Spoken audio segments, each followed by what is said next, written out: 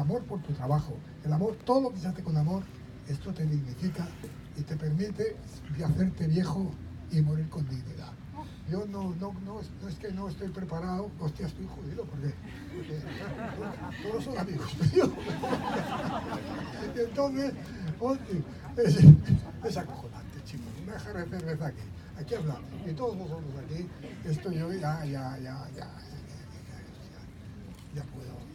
puedo hablar, entonces lo que puedo. Muchas gracias. No puedo vaciarme porque diría tonterías, pero si conviene las digo, pero no. Te animan. No. Ahora resulta que... Porque tengo nietos. Como si fuera Tengo muchos nietos y muchas nietas, y eso ya sería escándalo. Y escandalizar a los adultos es cojonudo. Escandalizar a los que no se escandalizaban nunca es lo mejor del mundo.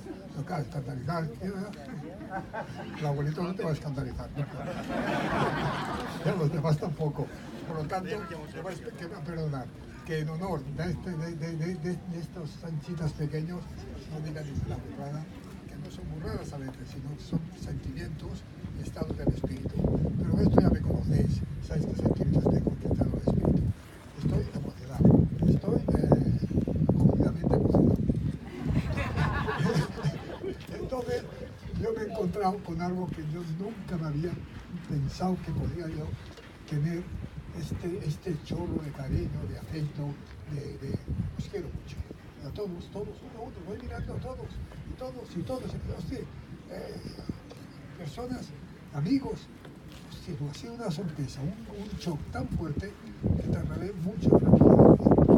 Sí, porque no me da la gana de recuperarme.